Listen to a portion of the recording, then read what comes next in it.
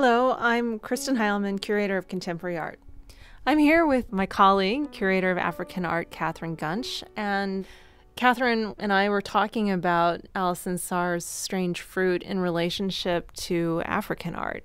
So one of the questions that this sculpture raises for me is whether the figure is actually in a vulnerable position or an empowered position.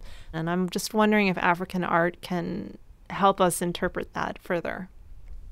Well, it seems that African art might be on both sides of that issue, in that the center of the figure has earth and leaves and other materials that remind us of an Nkisi figure and how its power section, the pack at the center, would have been composed to gain spiritual power. So earth might have been taken from the grave of a particularly important person to call that ancestor and his or her power towards the object. So if they put in the Luyala fruit, they use that not because the fruit was so special, but because the word yala is a verb that means to rule. No Nkisi has an open power pack unless it's been damaged.